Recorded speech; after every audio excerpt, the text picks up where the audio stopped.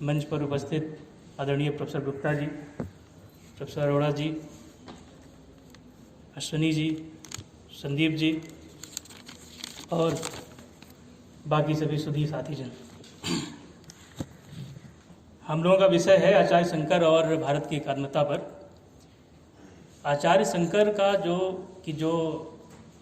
निर्वैयक्तिक होने की यात्रा है वो भारत की जो भावना है उससे ऐसी गुथी हुई है कि ये दो विषय हैं ही नहीं। आचार्य शंकर पर जो विमर्श करते हैं हम, तो उन पर विमर्श करना हमारी उस प्रशस्त और पावन परंपरा का साक्षात करना, उसके साथ सहकार करना है, जिसके कारण यह देश भारत है, जिसके सहकार में यह देश भारत है और जिसके संधान से हम भारतीय हैं। ये सुखद संयोग है कि आज जो हमारी चर्चा हो रही है उसमें शंकर परंपरा के ही महाराज श्री साक्षी हैं, जो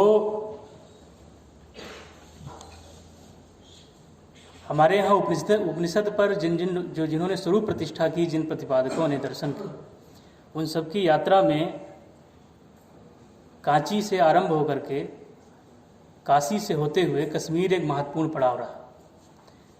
वो चाहे शंकर परंपरा के प्रतिपादक हों, अद्वैत परंपरा के, या फिर विशिष्टाद्वैत परंपरा के प्रतिपादक हों आचार्य रामानुज, या शिवाद्वैत परंपरा के प्रतिष्ठापक हों, शिव सूत्रों के प्रतिष्ठापक हों, इन सब के लिए कश्मीर एक बहुत महत्वपूर्ण पड़ाव रहा। और इसका एक कारण भी है कि कश्मीर को पार्वती की देह कहा जाता है। पार्वती की देह पर अधिकार किसी शिव भाव के ही व्यक्ति का हो सकता है। शंकर साक्षात शंकर हुए जब उनको शारदा ने स्वीकारा कश्मीर में। उनके लिए वो दक्षिणी द्वार खोला शारदा पीठ का, जो उससे पहले बंद रहता था। शारदा पीठ जो है वो शंकर द्वारा प्रतिष्ठित पीठ नहीं है, उसने शंकर को प्रतिष्ठित किया। वो पहले से ही एक हमारे बड़े शिक्षा केंद्र के रूप में प्रतिष्ठित थी, जहाँ उपनिषदीय परंपरा की पढ़ाई होती थी। तो उस पावन पीठ के अधिष्ठाता के रूप में स्वामी श्री हमारे बीच में हैं और हम लोग जो यहाँ चर्चा कर रहे हैं उसके वो साक्षी हैं।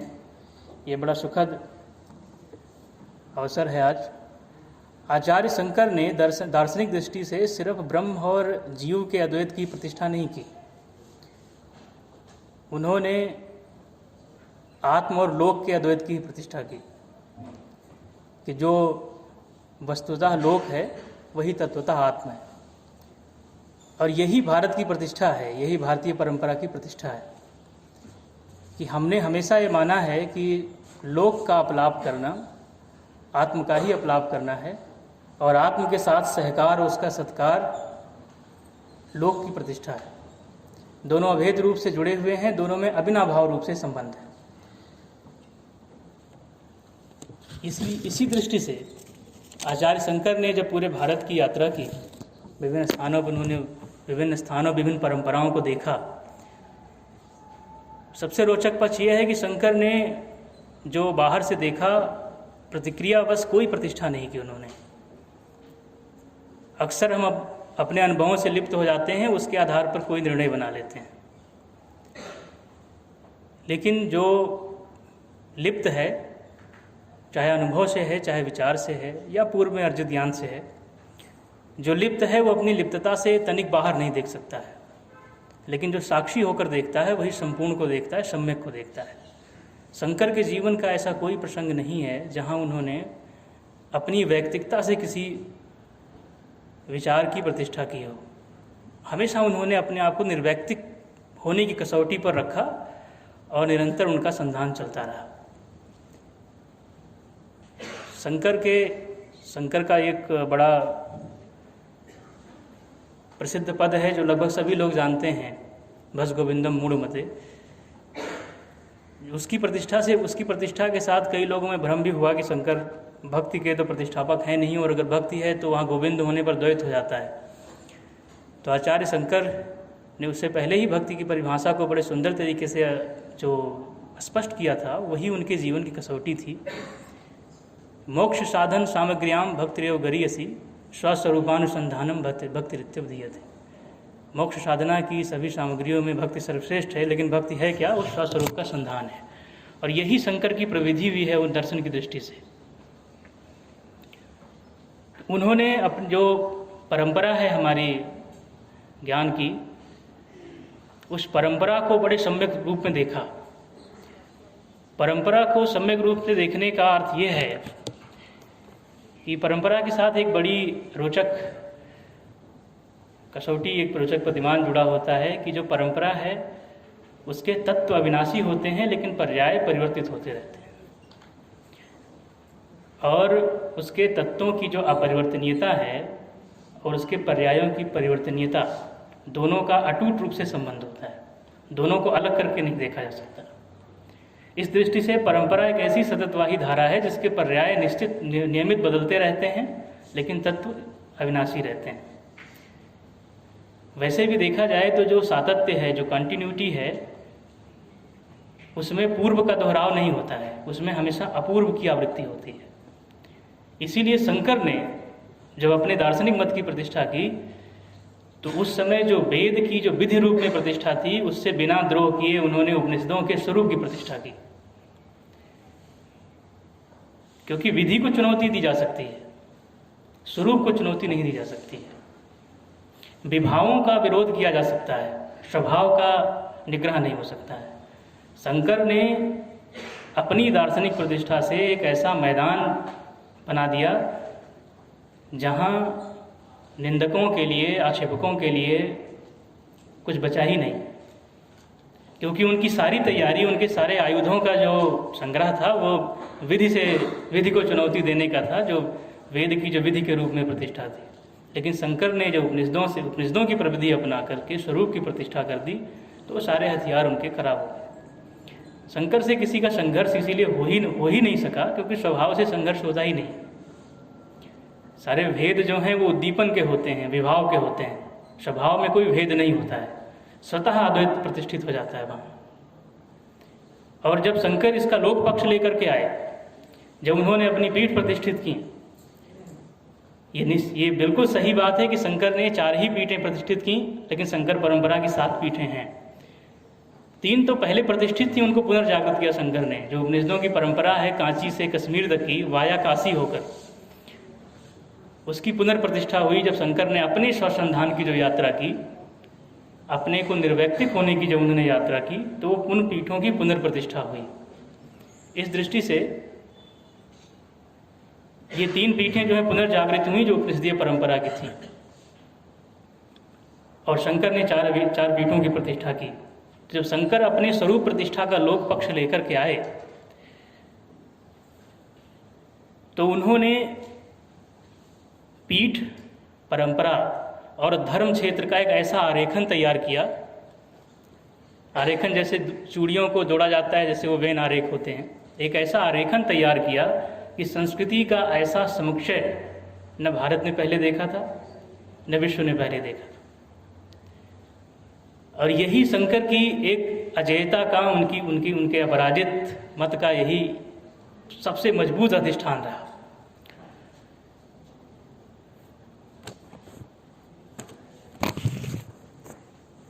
हमारे यहाँ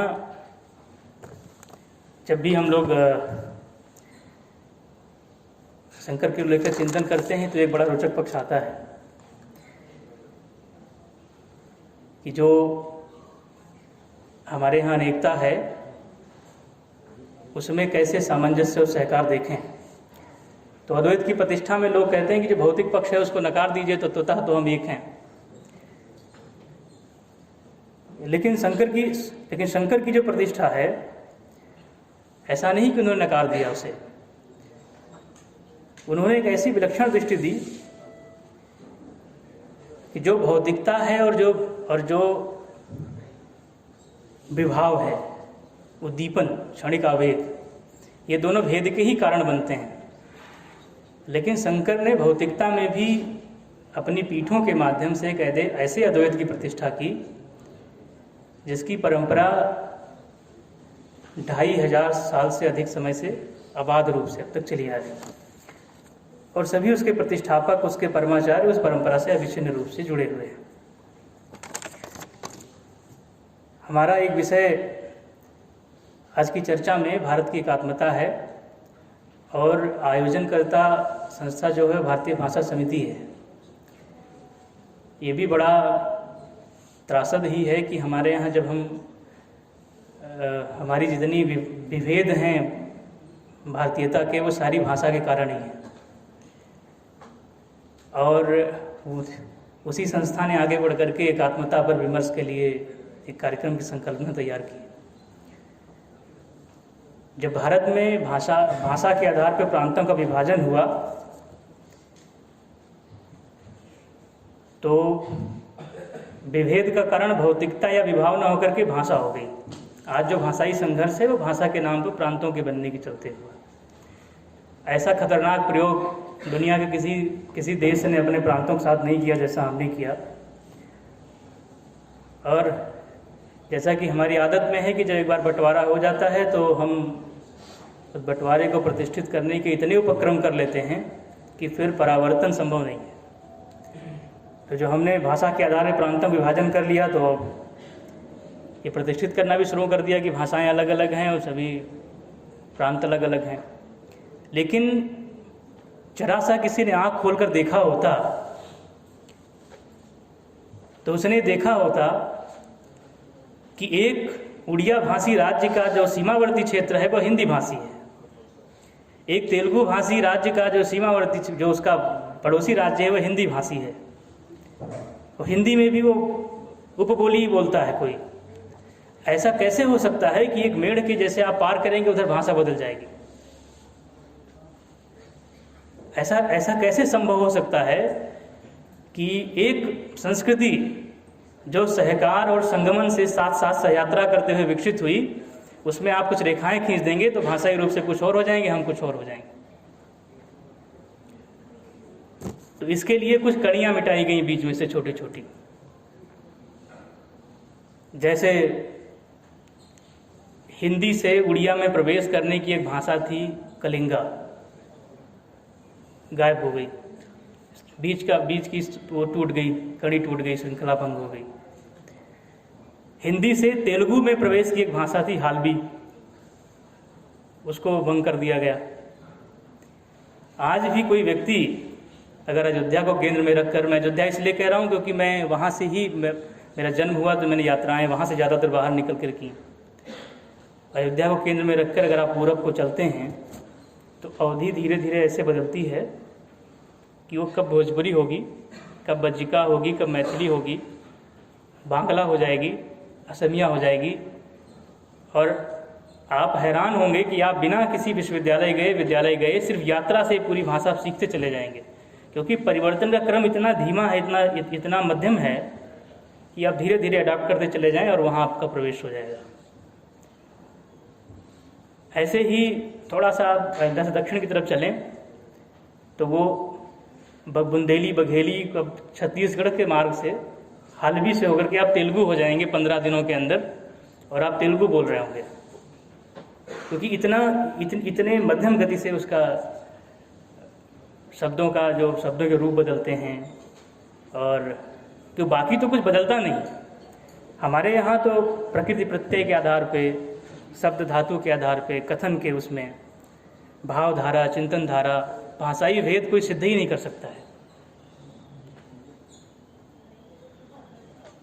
तो यहाँ भी हम शंकर की एक दृष्टि को लेकर के इस एकात्मता पर भी हम प्रयास कर सकते हैं, जो शंकर ने किया कि बिना विधि का विरोध किए स्वरूप की प्रतिष्ठा पर जोर देना।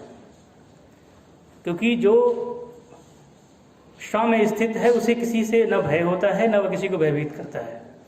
वो एक ऐसी स्थिति होती है जो अविरोधी की स्थिति होती है। इसलिए हमारे यहाँ धर्म को भी जब परिभाषित करना हुआ तो उसे स्वधर्म इसलिए कहा गया क्योंकि जो स्व की स्थिति है वो अविरोधी होती है, उसे किसी चुनौती की आवश्यकता नहीं है। तो अगर भाषाएं भी अपने स्वरूप की प्रतिष्ठा करें, क्योंकि भाषा को आप सिर्फ एक कम्युनिकेशन टूल की तरह नहीं देखें। हमारे यहाँ हमेशा से ये माना जाता रहा है कि जो भाषा है जैसे परमात्म चिंतन में दो प्रक्रियाएं काम करती हैं, एक बाह्य एक आभ्यंतर की, ऐसे भाषा विषयक चिंतन में भी दो चेष्टाएं कार्य करती हैं। तो शंकर अद्वैत परंपरा के प्रतिष्ठापक होने के साथ साथ उस भारतीय दृष्टि के भी प्रतिष्ठापक हैं जिसके नाते ये देश अपनी एकात्मता को और अपने सहकार को सहस्त्राब्दियों से जीता आया है, और हमें उसने बहुत समर्थ परंपरा के रूप में हमारे हाथ हम तक पहुंचाया है उसे। और इस यात्रा के क्रम में उसने हर वो सामयिक अभ्यास अपनाए हैं जो अपेक्षित थे। कहीं से भी तत्व का विरूपण नहीं होने दिया है। दुनिया की कोई ऐसी संस्कृति, कोई ऐसी सभ्यता नहीं है जिसको इतने सम्यक रूप में अपनी परंपरा का उत्तराधिकार मिला हो। हम उस तत्व को नहीं देख रहे जो हमें मिला है समुचित रूप में, सम्यक रूप में। हम उसके विभाव देख रहे हैं, हम उसके उद्दीपन देख रहे हैं, हम उसकी प्रतिक्रियाएं देख रहे हैं, और उन्हीं प्रतिक्रियाओं के प्रतिष्ठन और प्रतिष्ठापन और खंडन में हमारा पूरा समय नष्ट हो रहा है, हमारी पूरी मेधा नष्ट हो रही है। मैं पुनः इस बात पर जोर दूंगा कि शंकर ने जिस दृष्टि से परंपरा को अपनाया कि सातत्य हो, कंटिन्यूटी हो, लेकिन उसमें दोहराव नहीं हो, पूर्व का अपूर्व की आवृत्ति हो, हर सामयिक अभ्यास अपनाए जाएं। प्रतिष्ठा जो है, क्योंकि विधि कोई भी हो, कोई समय की विधि उठाते हैं, किसी एक कोई मेथोडोलॉजी अपनाएंगे आप, एक वो भौगोलिकता से बंधी होती है और उस समय से बंधी होती है। प्रतिक्रिया बस कोई काम करेंगे उस समय से बंधी होती है, समय बीतेगा वो छूट जाएगी, आपके लिए निरर्थक हो जाएगी। जब तक आप स्वरूप की प्रतिष्ठा नहीं करेंगे, जब तक आप स्वरूप पर नहीं लौटेंगे, और लौटना भी नहीं है, जो आपको सहज प्राप्त है, जब तक आप उसे अधिष्ठान नहीं बनाएंगे तब तक आप पार नहीं पाएंगे।